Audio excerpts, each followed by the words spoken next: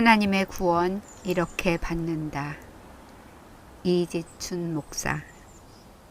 오늘은 제15편으로 하나님의 심판과 구원의 언약 그리고 뱀의 정체에 대해서 알아보도록 하겠습니다. 창세기 3장 13절로 15절 말씀입니다. 여호와 하나님이 여자에게 이르시되 네가 어찌하여 이렇게 하였느냐. 여자가 가로되 뱀이 나를 꿰물어 내가 먹었나이다. 여호와 하나님이 뱀에게 이르시되 네가 이렇게 하였으니 네가 모든 육축과 들의 모든 짐승보다 더욱 저주를 받아 배로 다니고 종신토록 흙을 먹을지니라.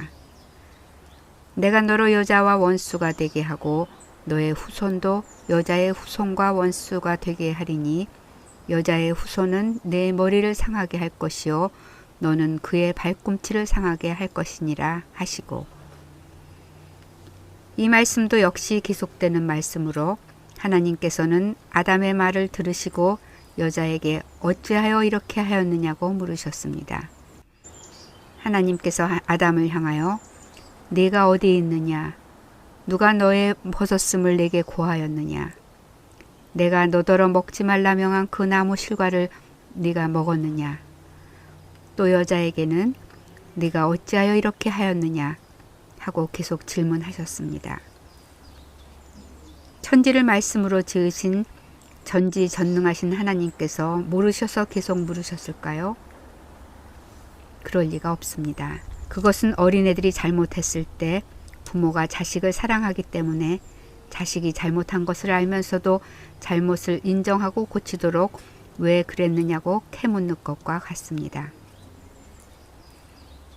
하나님께서는 모든 것을 아시면서도 특별한 목적으로 사람을 하나님의 형상, 하나님의 모양대로 손수 지으신 지극히 사랑하시는 피조물이었기 때문에 아담과 그의 아내가 잘못을 인정하고 회개하도록 기회를 주신 것입니다.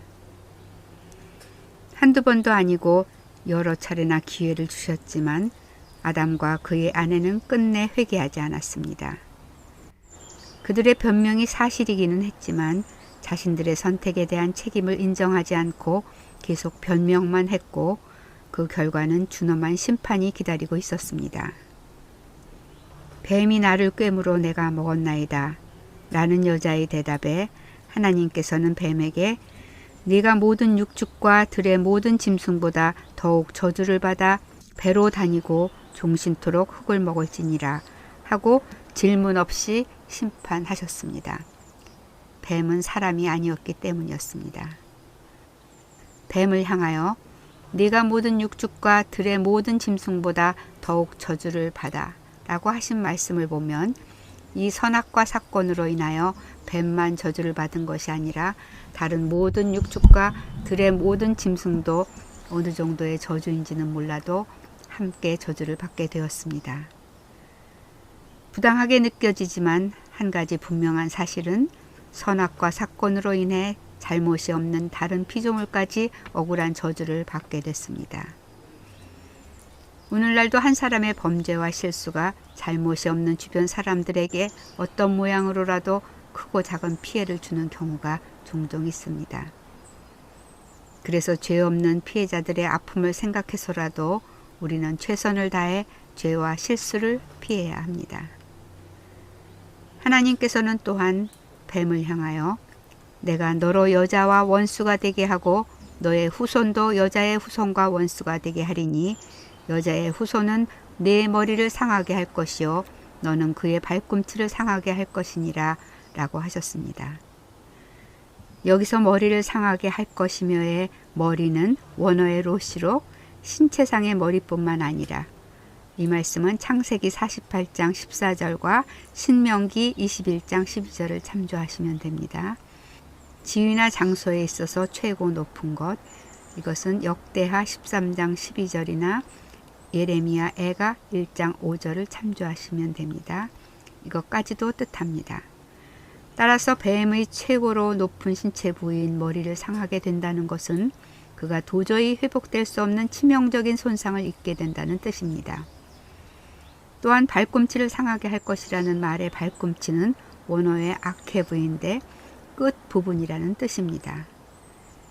신체의 기능면에서나 지위면에서 별로 중요하지 않은 것을 가리키는 말로 여자의 후손이 발꿈치에 상함을 입게 된다는 것은 그가 비록 해는 당하지만 치명적이지는 못할 것을 의미합니다.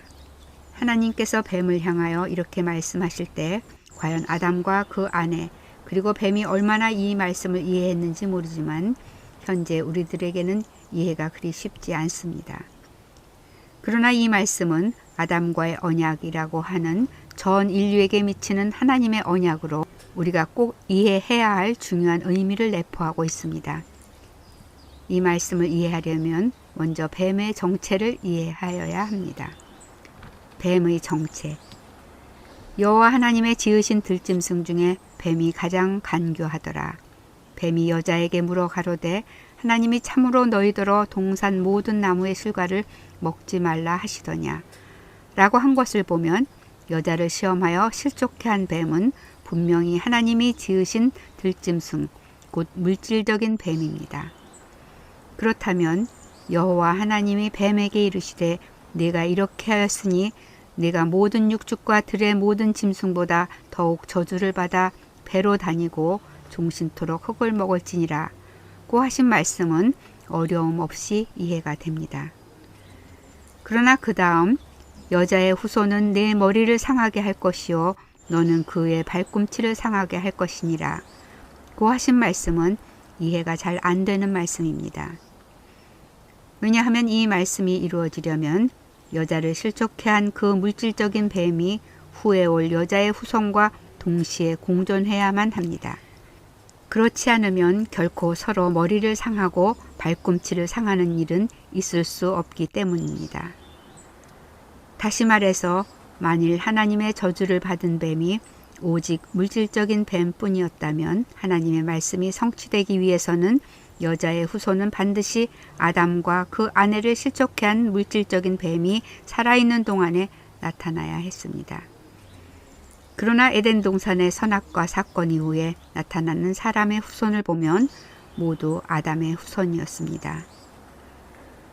수천 년이 지난 오늘날까지도 여자의 후손이 아담과 그 아내를 실족해 한 그 뱀의 머리를 상하게 했다는 기록이 없고 또한 아담과 하와를 실족해 한 그 물질적인 뱀이 여자의 후손의 발꿈치를 상하게 하지도 않고 죽어 없어지고 말았습니다. 그러므로 하나님께서 말씀하신 여자의 후손은 분명히 아담의 후손 중에 하나가 아니었고 또한 하나님께서 여자의 후손은 내 머리를 상하게 할 것이요 너는 그의 발꿈치를 상하게 할 것이니라 라고 말씀하신 그 대상도 물질적인 뱀이 아니었음이 분명합니다. 그렇다면 하나님께서 뱀을 저주하실 때 저주의 대상은 물질적인 뱀만이 아니고 또 다른 존재가 있었다는 것입니다. 하나님께서 에덴 동산의 선악과 사건에 대한 심판을 선고하시는 당시의 상황은 물질적인 뱀과 이 물질적인 뱀과 함께 저주를 받은 또 다른 존재와 아담과 그의 아내가 하나님 앞에 심판의 대상으로 섰습니다. 하나님께서 물질적인 뱀에게는 네가 이렇게 하였으니 네가 모든 육축과 들의 모든 짐승보다 더욱 저주를 받아 배로 다니고 종신토록 흙을 먹을지니라 하셨고 또 다른 존재를 향하여는 내가 너로 여자와 원수가 되게 하고 너의 후손도 여자의 후손과 원수가 되게 하리니 여자의 후손은 네 머리를 상하게 할 것이요 너는 그의 발꿈치를 상하게 할 것이니라 고 하신 것이 분명합니다. 그러면 물질적인 뱀과 함께 저주를 받은 또 다른 존재는 과연 무엇이었을까요? 왜 그가 뱀과 함께 하나님의 저주를 받았을까요? 또한 여자의 후손은 누구일까요? 여자의 후손은 여자가 남자 없이 홀로 잉태하고 출산해야 여자의 후손이라고 할 수 있습니다. 그러나 인류 역사상 여자가 남자 없이 홀로 아이를 낳아서 여자의 후손이 될 만한 사람은 이 세상에 아무도 없었습니다. 그러므로 여자의 후손은 보통 사람이 아닌 것이 분명합니다. 이 여자의 후손은 먼 훗날 동정녀 마리아에게 성령으로 잉태하여 육신의 몸을 입고 이 땅에 오실 하나님의 아들 예수 그리스도를 가리켜 말씀하신 것입니다. 그래서 성경은 이렇게 말씀하셨습니다. 마태복음 1장 23절 말씀입니다. 보라, 처녀가 잉태하여 아들을 낳을 것이요 그 이름은 임마누엘이라 하리라 하셨으니 이를 번역한즉 하나님이 우리와 함께 계시다 함이라.